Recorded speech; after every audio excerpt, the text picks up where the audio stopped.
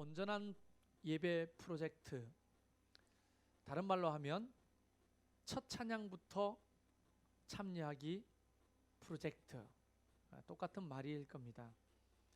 시작한 지가 오늘로 3주째입니다. 어떻게 잘 되고 계신가요?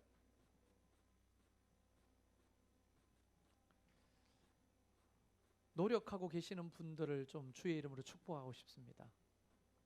그게 쉬운 일은 아닌데 그래도 노력하려고 애를 쓰는 여러분 모두에게 하나님의 은혜가 임하기를 주의 이름으로 축원합니다. 예배에 성공하면 모든 것을 성공하고, 예배에 실패하면 모든 것에 실패한다 라고 하는 말을 누가 만들었는지는 몰라요.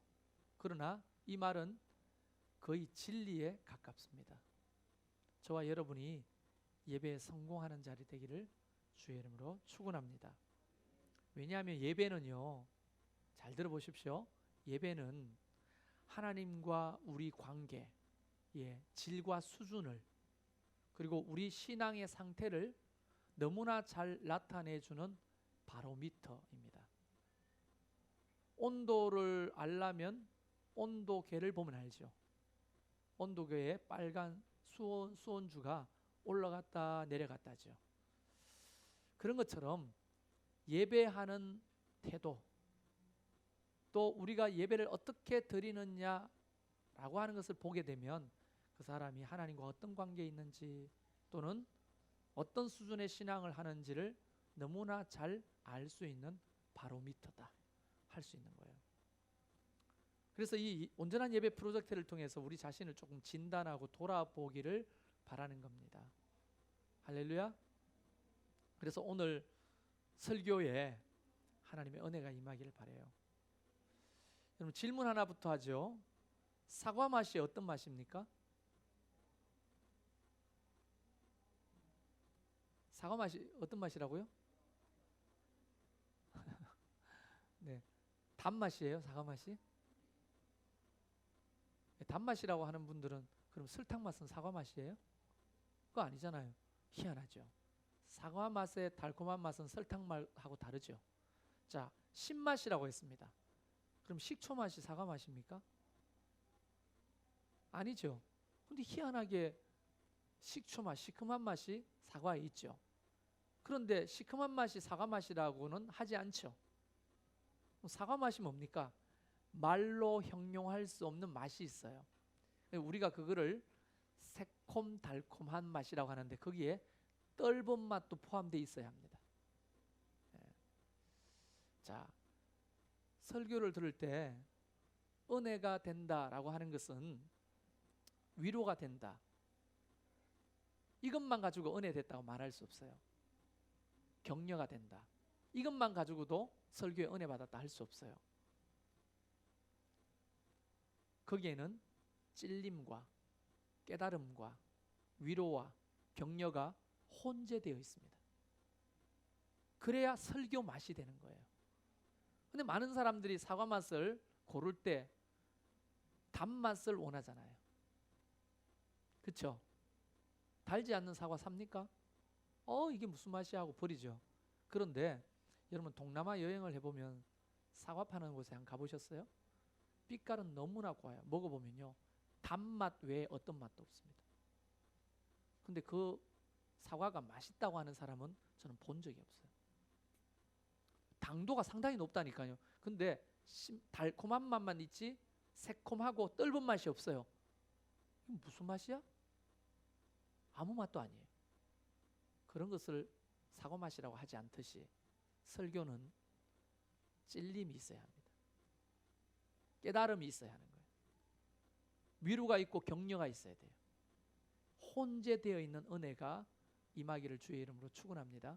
네. 어떤 사과는 달콤한 맛이 세고 어떤 사과는 좀 신맛이 세더라도 다 섞여 있는 거죠. 오늘 설교 맛은 어떨까요? 여러분에게 각기 다를 겁니다. 어떤 사람에게는 깨달음이 되고, 어떤 사람이 위로가 되고, 어떤 사람은 찔림이 있고, 어떤 사람은 격려가 될 겁니다. 할렐루야. 온전한 예배 우리가 왜 드리려고 할까요? 목사님이 찬양 인도하고 또 목사님이 설교할 때 그래도 일찍 와가지고 앉아 있으면 분위기가 좋으니까 그 분위기 잡아달라고 일찍 오라는 거 아니냐? 여러분 그럴 것 같으면 이런 거 시작하지도 안 합니다. 여러분 수요 예배 오는 분들한테 물어보세요. 4-5명 앉아 있어도 저는요 400-500명 앉아 있는 것처럼 설교하고요. 새벽 예배 오시는 분들한테 물어보세요. 2-3명 앉아 있어도 주일 2부 예배처럼 설교합니다. 그것 때문에 저는 신경 쓰이거나 또는 방해받지 않습니다. 문제는 그런 분위기는 여러분의 삶에 직결되어 있는 하나님의 은혜가 있기 때문에 그런 거예요. 자, 오늘 그 얘기를 하려고 하는데 오늘 3번째 주제는 기적을 부르는 예배입니다. 따라 해보실까요? 기적을 부르는 예배. 정말 예배가 기적을 부를까요? 네. 아멘 하신 분에게만 기적이 임할 겁니다. 아멘이 안 돼요? 자, 수련회 갔다 온 청년한테 물어보겠습니다. 아멘이 뭐죠? 네, 한 명밖에 없어가지고 지금 무슨 소리인지 따라합시다. 아멘은 가장 짧은 기도다. 아멘은 가장 강력한 고백이다. 여러분 아멘을 하는 순간에 그것이 내가 목사가 말하는 것이 내 고백이 되어 하나님 앞에 올라가고요. 아멘하는 순간에 부르는 노래의 가사가 내 기도가 되어 하나님 앞에 올라가고요. 아멘하는 순간에 남의 고백이 내 고백이 되어서 하나님 앞에 전달되는 거예요. 그런데 또 하나잖아요. 그래서 또는 아멘을 가리킬 거예요. 예. 그래서 이렇게 설명해 볼까요? 아멘은 가장 짧은 예배다. 예. 네. 아멘은 가장 짧은 예배예요. 왜냐하면 예배는 우리의 고백을 하나님 앞에 올려드리는 거잖아요. 근데 아멘 할 때 남의 고백이 내 고백이 되는 거예요. 희한한 스위치입니다. 스위치와 같은 거예요. 여러분 어르신들은 잘 모르겠지만 그 오락을 하는 거 보면 동전 따먹기 하는 오락이 있어요. 그건 무슨 오락이에요? 웬 아저씨가 수염난 아저씨가 모자 쓰고 막 하면서 동전 따먹잖아요. 뭐예요? 예? 예, 슈퍼마리오. 아시네요. 동전을 따먹어요. 동전 따먹을 때 나는 소리가 띠리링 띠리링 띠리링 띠리링 나죠. 여러분 아멘 할 때마다 동전을 취하는 거나 똑같은 거예요. 혹시 슈퍼마리오 해보신 분들은 동전을 안 먹고 그냥 지나치는 사람 없죠? 동전 따먹으려고 그 게임을 하는 거거든요. 근데 어떨 땐 놓칠 때도 있는데 아멘은 마치 예배가 게임이라고 보면 하나님의 은혜를 따먹는 거예요. 근데 아멘을 안 하고 그냥 지나가요. 웃기잖아요, 그게. 아멘에 인색하지 않기를 주의 이름으로 축원합니다. 그래서 오늘 여러분 돌아갈 때 여러분의 주머니에 하나님의 은혜의 동전이 얼마나 모였는지 보세요. 아멘을 통해서 얻을 수가 있어요. 그래서 아멘은 가장 강력한 기도고 가장 강력한 고백이 되는 겁니다. 알겠죠? 그렇죠? 습관이 안 돼서 못하고 쪽팔려서 못하는 거죠. 나 혼자 하면 별나다 소리 들을까 봐 못하는 거죠. 그래도 동전 따먹으세요. 할렐루야. 네. 자, 그럼 본격적으로 들어가 보죠. 과연 기적을 부르는가? 오늘 성경 이야기로 좀 들어가 보면요. 이스라엘은 첫 번째 왕이 누구죠? 사울 왕. 두 번째 왕이 다윗 왕. 세 번째 왕이 솔로몬 왕입니다. 그때까지만 해도 괜찮았어요, 나라가. 근데 솔로몬이 하나님으로부터 지혜를 받아가지고 태평성대를 누리는 것 같았으나 그 말년은 타락했습니다. 하나님을 떠나게 되고 하나님 외에 다른 것을 더 사랑하게 되고 그러다가 그만 나라가 두 쪽으로 갈라집니다. 남북한이 갈라져 있는 것처럼 북쪽과 남쪽으로 나라가 갈라지는데 북쪽 이스라엘, 남쪽 이스라엘 이렇게 부르지 않고 북쪽을 북쪽 이스라엘, 북이스라엘이라고 하고 남쪽을 남유다라고 부르게 됩니다. 둘로 쫙 갈라지는 거죠. 근데 북쪽 이스라엘, 북이스라엘은 왕들이 대부분 영적으로 타락했습니다. 하나님을 사랑하지 않았어요. 우상을 숭배하는 왕들이 덕실덕실거렸습니다. 이 나라가 되겠어요? 당연히 안 되죠. 그 중에서 대명사, 악한 왕의 대명사 북이스라엘, 그러면 누가 생각나요? 아합 왕 들어보셨습니까? 이 아합 왕은요, 악한 왕의 대명사예요. 그런데 주변 이방 국가와 결탁을 맺고 이제 정치적인 혼인을 하죠. 그 여자가 아주 악한 여자의 대명사의 이름을 가진 이사벨입니다. 그 이사벨이 누군지 아시죠? 엘리야를 죽이려고 갈멜산 꼭대기에서 야, 누가 진짜 하나님인지, 우리가 믿는 바알이 하나님인지 네가 믿는 여호와가 하나님인지 대결하자 했던 여자, 그 이사벨, 그의 남편 아합. 여러분, 최순실 우리는 비선실세라고 알고 있죠?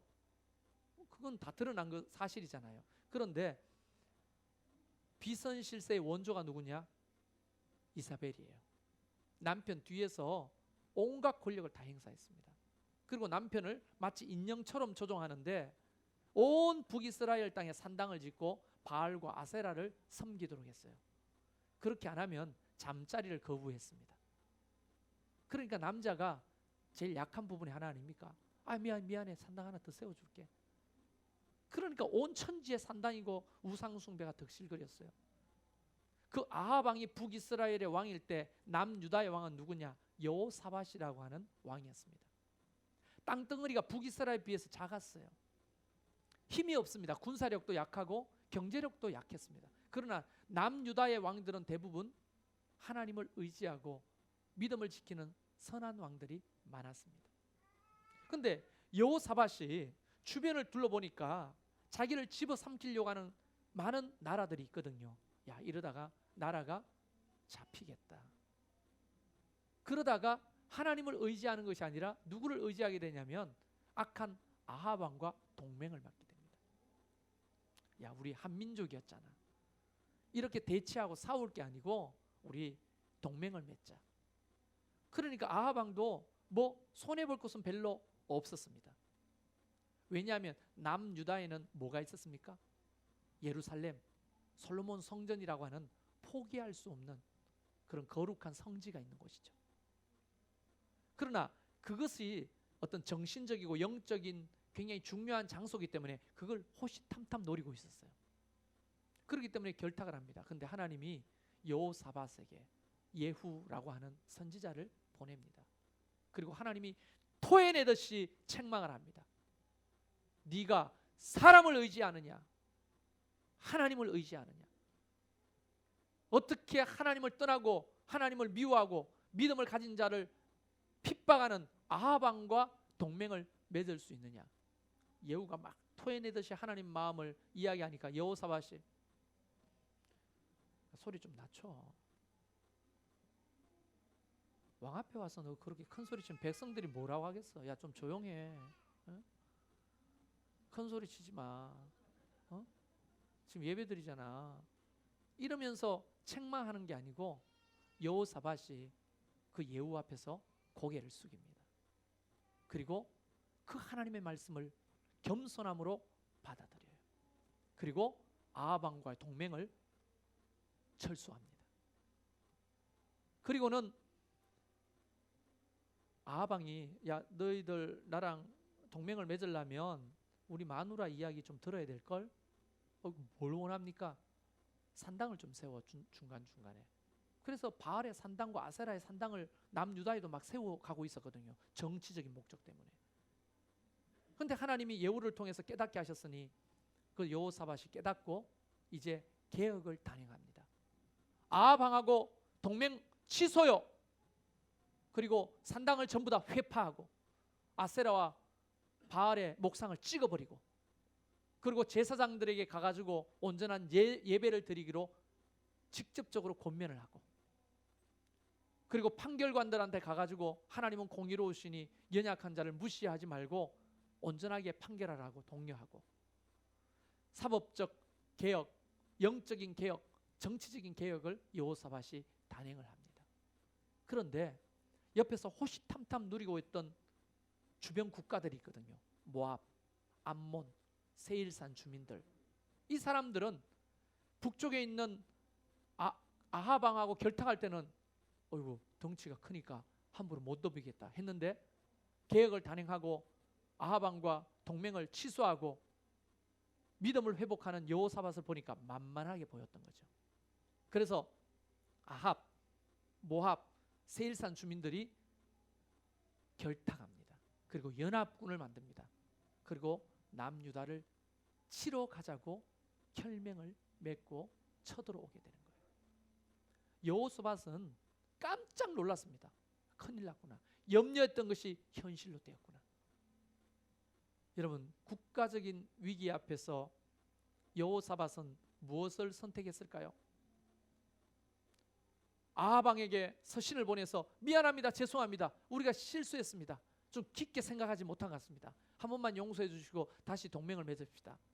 이렇게 정치인은 해야 나라를 살릴 거 아닙니까? 그거 하지 않았어요. 또는 외교 전략으로 암몬 사람들에게, 모압 사람에게, 세일 사람들에게 각각 보내가지고 서로 이간질시켜서 연합군을 회파하는 외교 전술, 그거 하면 되잖아요. 그거 안 했습니다. 여호사밧이 선택한 것은 다름이 아니라 하나님을 의지하기로 결정하는 거예요. 하나님을 의지하기로 결정하는 거예요.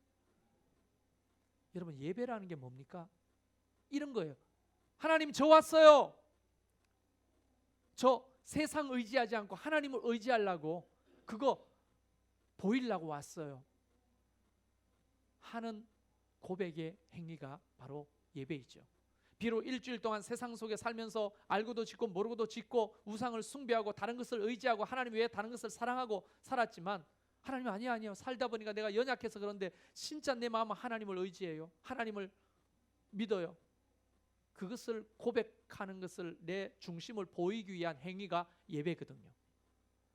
그래서 이 여호사밧은 6절 말씀 보면 주의 손에 권세와 능력이 있사오니 능히 주와 맞설 사람이 없나이다. 똑바로 아멘을 하세요. 아멘 하셔야 여러분의 것이 됩니다. 여러분 보세요. 여기 뭐라고 말합니까? 내가 아합왕을 의지하고 외교 전술을 통해서 다른 군사력을 의지하고 또 남방으로 내려가면 뭐가 있어요? 애굽 있잖아요. 애굽을 의지하고 하면 되는데, 주의 손에 권세와 능력이 있사오니 주와 맞설 사람이 없나이다. 이렇게 고백하는 거예요. 여러분은 그동안에 누구를 의지하면서 살았습니까? 여러분의 지식, 경험, 여러분이 모아둔 돈, 백, 아니면 여러분 좀 뭐 줄 닿는 권력자들이 좀 있나요? 뭘 의지하면서 살았습니까? 근데 여호사밧은 그 국가적인 위기 상황에 하나님 손에 능력과 권세가 있다고 고백하고 주와 맞설 사람이 없다고 고백합니다. 그리고는 13절에 유다 모든 사람들이 그의 아내와 자녀와 어린이를 더불어 여호와 앞에 섰더라. 여러분, 이것은 예배자가 되기로 결정했다는 거죠. 여러분, 지금 이거를 우리가 영화의 한 장면으로 본다면 애가 타는 행동이잖아요. 지금 적들이 진을 치고 메뚜기처럼 달려와가지고 잡아 죽이려고 하고 우리의 재산과 우리의 연약한 아내와 자녀들을 겁탈하려고 하는 그 적들이 바로 눈앞에 있는데 갑자기 사람들이 모여서 하나님 앞에 예배하자, 이게 말이 됩니까? 어리석기 짝이 없잖아요 지금. 근데 그 사람들은 자기 아내와 자녀들까지 다 데리고 주님 앞에 섰다는 거예요. 여호사밧과 같이 다른 것을 의지하지 않고 하나님을 의지하기로 결정하고 섰다는 예배자의 마음을 보여주는 거죠. 예배는 바로 이런 겁니다. 이런 마음을 가지고 주님을 의지하는 거예요. 그리고 18절에 보면 여호사밧이 몸을 굽혀 얼굴을 땅에 대니 온 유다와 예루살렘 주민들도 여호와 앞에 엎드려 여호와께 경배하고. 지금 예배가 시작된 거죠. 여호사밧이 먼저 얼굴을 땅에 대고 여호와를 경배했더니 유다의 모든 사람들이 열의 일명 없이 그 앞에서 함께 여호와 앞에 경배했다는 겁니다. 군사력도 연약하고, 여러분 남유다가 이스라엘 전체가 경상남북도만 해요. 이스라엘 전체가, 거기가 우리나라 경상남북도만 하다고요. 그런데 남유다라고 하면 뭐라고 할까요? 서울시 면적보다 조금 클까? 조만한 손바닥만한 땅덩어리에 군사가 있으면 얼마나 있겠고 힘이 있으면 얼마나 있겠어요. 그래서 남유다 사람들이 나중에 누구를 의지하게 되냐면 애굽을 의지하게 돼요. 애국이 강대국이니까 바로 밑으로 내려가면 애굽이거든요. 애굽을 의지하게 되거든요. 그러다가 나라가 바벨론에게 망하는 겁니다. 애굽을 의지하다가. 근데 이 여호사밧은 애굽을 의지하는 것도 아니고 북이스라엘의 아합 왕과 동맹을 다시 맺고자 하는 것도 아니고 외교 전술이나 군사를 일으키는 것도 아니고 하나님 앞에 그 위기의 순간에 뭐 했다고요? 예배하기 시작했다는 거예요. 다음 날도 이 예배가 이어집니다. 어떻게 해요? 자, 보세요. 20절에 아침에 일찍 일어나 드고와 들로 나가니라. 여러분, 드고아라고 하는 들은요, 제가 베들레헴에 갔을 때 봤는데 굉장히 넓은 초원지예요. 여러분, 그 베들레헴이 예수님 태어나신 곳 아닙니까? 그죠? 드고아 돌은 베들레헴 이렇게 꼭대기에서 보면요, 넓은 평평한 들판이에요. 그러니까 이스라엘 백성들이 함께 모여 예배할 처소가 없으니까 드고아 돌로 가서 야훼 예배를 드리는 거예요. 야훼 예배. 근데 놀라운 것은요, 드고아 돌은 간혹 전쟁터였습니다. 여러분, 고대의 전쟁은 이쪽 산 저쪽 산에 진치고 모였다가 들판 중간에서 와 하고 달려가서 싸우잖아요. 그래서 보통 전쟁은 들판에서 하거든요. 그 드고아들이 전쟁터예요. 그 전쟁터에서 모여서 이스라엘 백성들이 전쟁을 하지 않고 뭐 한다? 예배하기 시작했다는 거예요. 언제? 아침에 일찍이. 열의 일명 없는 겁니다. 여러분, 그래서 우리가 일찍 오자 하는 이유가 바로 이런 예배자의 태도를 배우자는 거예요. 예배자의 태도를 배우자는 거예요. 21절에 보면 유다와 예루살렘 주민들아, 내 말을 들을지어다. 너희는 너희 하나님 여호와를 신뢰하라. 그리고 하나님이 보내신 선지자를 신뢰하라. 그리하면 견고히 서리라. 이게 21절 말씀이거든요. 할렐루야. 하나님을 뭐하라? 신뢰하라는 거예요. 근데 지금 적군이 눈앞에 와 있는데 그 문제가 더 크게 보이지 하나님이 더 크게 보일 리가 없잖아요. 그 마치 배 밖으로 나와서 바다 위로 걸어보려고 했던 베드로가 그 파도와 바람으로 인하여 다시 빠져드는 것처럼 되지 않을까요? 우리가 예배한다고 했을 때 예배당에 앉아서도 자꾸 염려되잖아요. 사업, 거래자, 그 걱정, 근심, 자녀 문제, 뭐 여러 가지 돈 문제, 병 문제, 관계 문제. 아이고, 하나님 앞에 집중할 수가 없어요. 늘 그런 것들이 따라다니잖아요. 그런데 그 사람들을 독려합니다. 하나님을 신뢰하라. 선지자들을 신뢰하라. 여러분, 목사가 선지자는 아니지만 그래도 하나님이 세우신 목사는 예언자, 대제사장, 선지자가 가지고 있었던 역할의 일적 부분을 담당하고 있거든요. 그러면 오늘 하나님께서 저를 통해서 여러분에게 부어주신 하나님의 말씀을 신뢰하십시오. 저를 사용하신 하나님을 신뢰하십시오. 제가 망쳐먹어도 우리는 뒤에 계신 하나님을 바라볼 수 있어야 됩니다. 할렐루야. 그렇잖아요. 하나님을 신뢰하고 주의 종을 신뢰함으로 우리가 믿음을 견고하게 세워가는 거예요. 그게 예배의 굉장히 중요한 태도입니다. 목사가 사람의 말로 들리면 은혜가 안 되죠. 찔림이 있는 사람들은 이런 생각을 하죠. 고개를 갑자기 숙이면서, 또 목사님 누구한테 무슨 소리를 들은지 나 들으라고 하네. 여러분, 찔림이 있다는 것은 사과 맛에 쓴맛이 있듯이 찔림은 은혜입니다. 찔림이 없는 게 어떻게 사과 맛이 돼요? 설교 맛이 됩니까? 찔림이 있어야 은혜가 되는 거예요. 그래서 자꾸 이런 거 말합니다. 맨날 목사님은 정죄감을 준다고. 여러분, 저는 여러분에게 정죄감을 주려고 하는 게 아니라 찔림이라고 하는 것은 자기를 돌아보도록 하는 거예요. 이런 거잖아요. 잠자고 있는, 야 일어나, 적군이야. 그 왜 깨워? 자는데. 이런 사람 누가 있어요? 살리려고 깨우는 거 아닙니까? 찔림이 있다는 것은 영적으로 잠든 자들에게 깨우라고 있는 하나님의 도구죠. 정죄감을 주려고 하는 게 아니에요. 여러분, 우리 모두가 하나님 앞에 찔림이 있길 바라요. 21절에 백성과 더불어 의논하고 노래하는 자들을 택하여 거룩한 예복을 입히고 군대 앞에서 행진하며 여호와를 찬송하여 이르기를 여호와께 감사하세 그의 인자하심이 영원하도다 하게 하였더니. 여러분, 이거 모압 사람들, 암몬 사람들, 세일 사람들이 지금 지켜보고 있는 데서 지금 일어나는 일이잖아요. 이게 무슨 코미디도 아니고 전쟁터 드고와 덜에 나와가지고 창을 들고 칼을 들고 지금 와 하고 전쟁할 준비를 해야 될 사람들이 갑자기 성가대 가운을 입히고 군대 앞에 서가지고 노래하기 시작했다는 거예요. 노래하기. 그걸 암몬 사람들, 세일 사람들이 봤으면 콧방귀를 끄고 지금 웃고 있었을 거야. 야, 쟤들 지금 뭐 하는 거야 지금? 야, 쟤들 노래하는 거야? 북치고 장구치고 수금과 제구로 악기를 연주하면서 하나님을 노래하는 거예요. 여러분, 믿음 없는 자들에게는 이것이 어리석어 보입니다. 하나님이 살아계신다는 것을 모르는 자들에게는 이 예배하는 것이 너무나 어리석어 보이는 거예요. 할렐루야. 근데 보세요. 22절 여러분 앞부분만 여러분 읽어보십시오. 자, 시작. 네, 됐습니다. 아멘. 뭐가 시작될 때? 여러분, 첫 찬양부터 예배에 참여하자고 하는 이유가 바로 이 말씀의 근거에서 여러분을 권면하는 거예요. 이스라엘 백성들이 함께 모여서 찬양이 시작될 때에 하나님의 기적이 시작되는 거예요.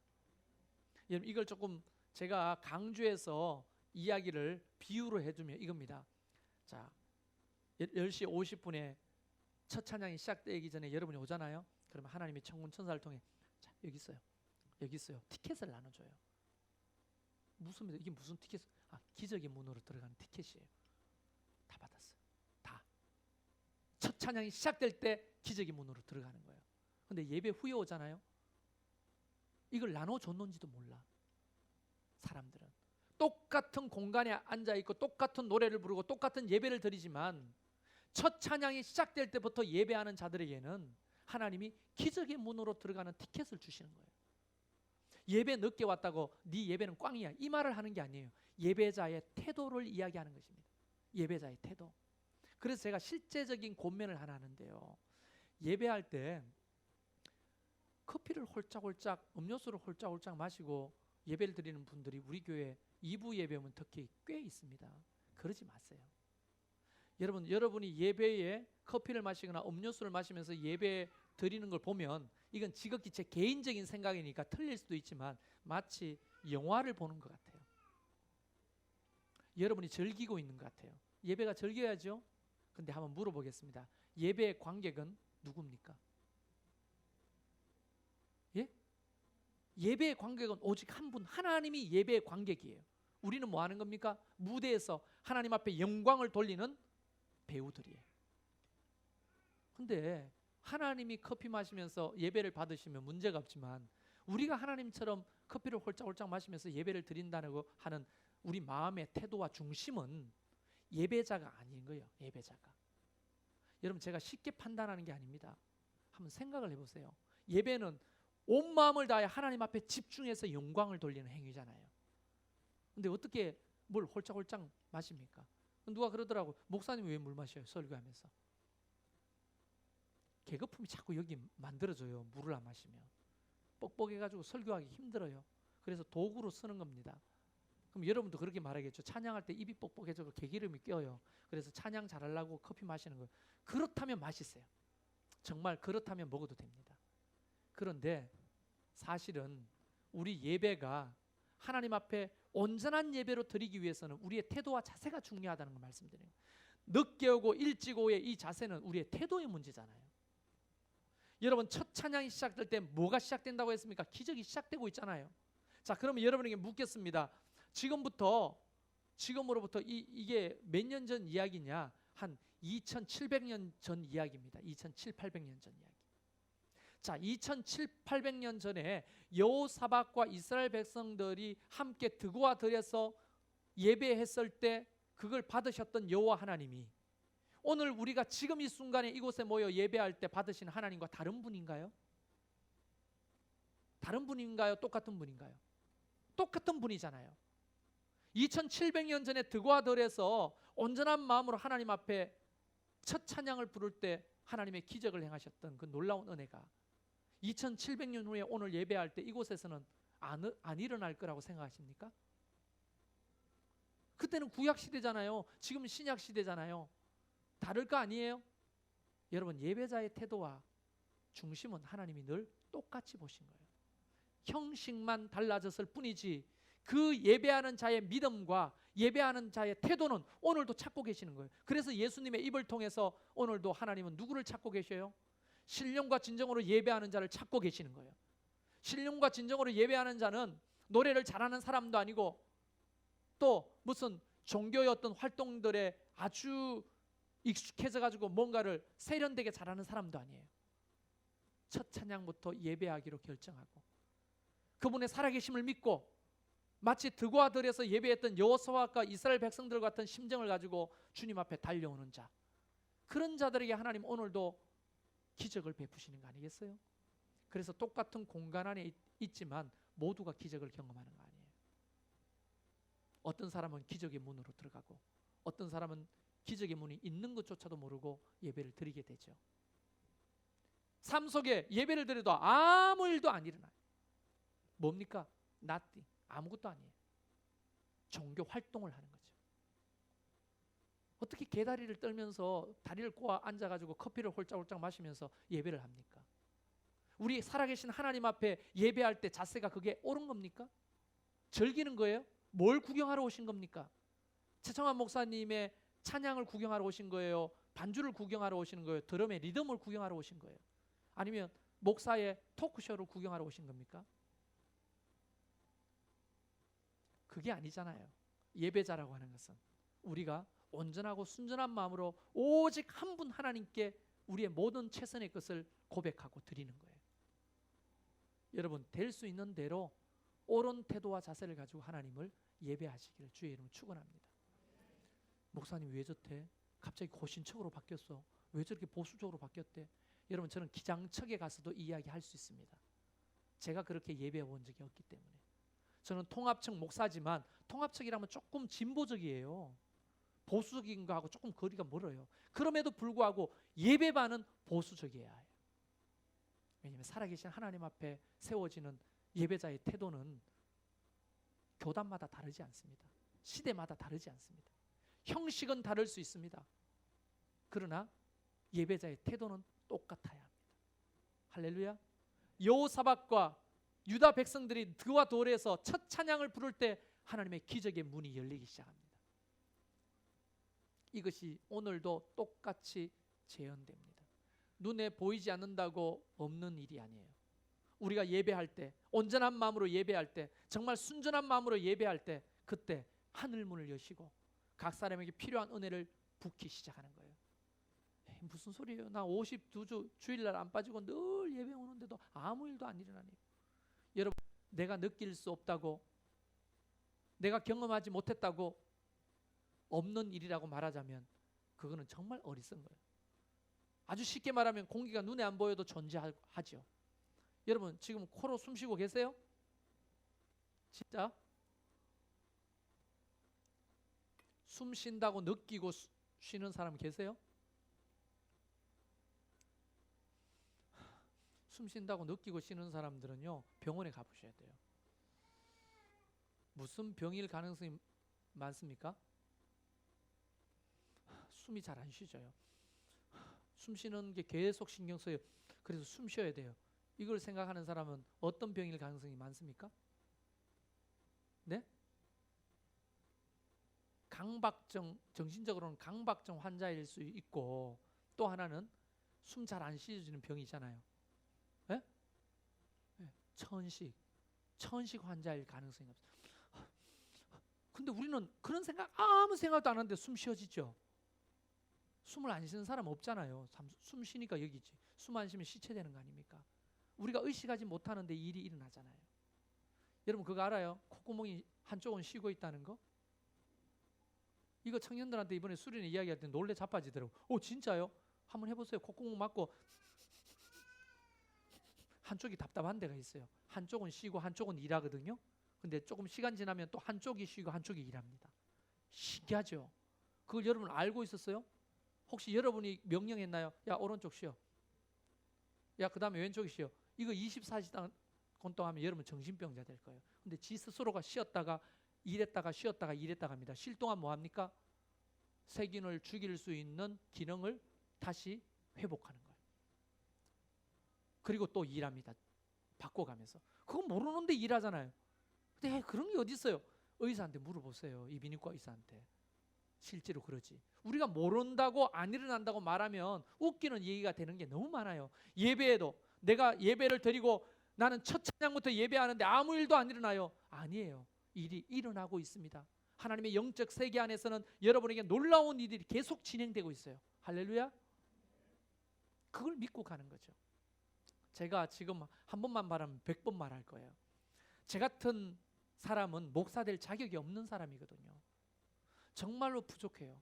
만약에 틀어서 우리가 다 까디베서 본다면 저는요, 여러분 실망해 교회를 다 떠날 수 있을 거예요. 그래서 우리 가족이, 우리 집 사람이, 우리 아이들이 예배에 나오는 건 기적이에요.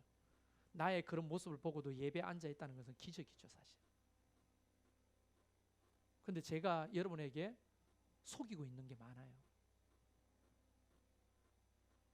또 뭐지 하면서 그 말이 아니고 제가 얘기하는 거는 그럼에도 불구하고 하나님이 나를 목사로 세우시는 이유를 찾아보기가 힘든데, 목사로 세우시는 이유 중에 하나가 하나님이 그렇게 어느 날 말씀하셨어요.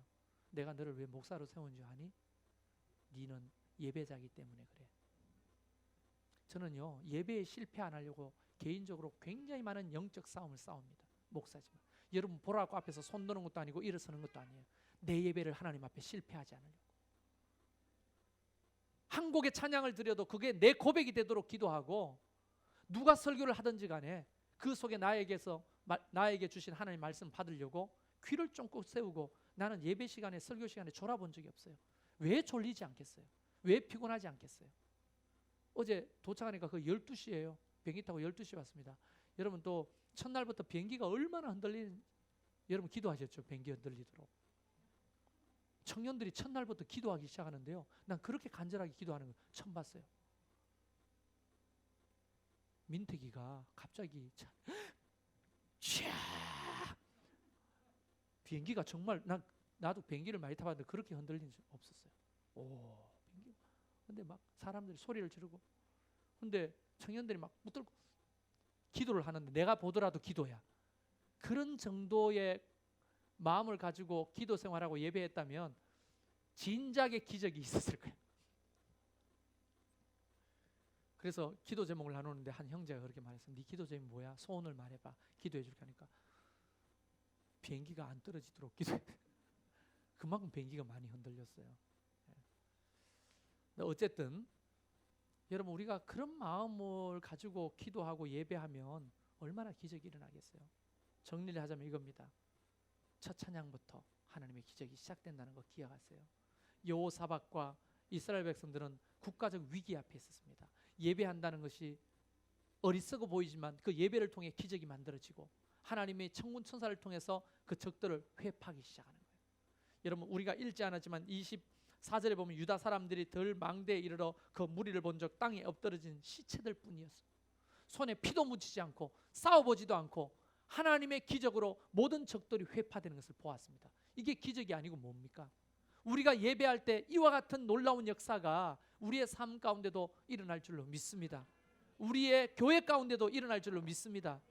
그렇기 때문에 온전한 예배를 드리자는 겁니다. 늦게 일어나가지고 흘러벌떡 오는 예배 말고 진짜 일찍 일어나서 예배를 준비하고 사모하는 마음으로 달려나오는 예배, 첫 찬양부터 찬양하기로 결정하고 예배하는 예배, 아멘이 살아있는 고백적인 예배, 내가 구경하는 예배가 아니라 내가 하나님 앞에 모든 것을 드리는 그런 예배, 그런 예배가 드려지는 공동체는 망하지 않습니다. 그렇게 예배하는 사람은 망하지 않습니다. 그 예배 드리자고요. 그래서 제가 자격이 없는데도 목사 일을 계속 할 수 있는 것은 다른 비결이 아니에요. 누가 뭐라고 하더라도 저는 압니다. 하나님이 그랬어요. 너 다윗과 같은 예배자다. 너 어떨 때는 포기하지만 예배를 포기하지 않으려고 애를 쓰는 건 내가 받겠다. 내가 찾던 사람이다. 내가 너를 비록 부족하지만 늘 목사직으로 계속 맡길 수 있겠다. 비결이 그거예요. 저에게는. 여러분도 모두가 온전한 예배자가 되기를 축원합니다. 따라합시다. 예배는 기적을 부른다. 우리 이 시간 오늘 말씀 생각하면서 같이 좀 찬양하면서 주님 앞에 나갑니다.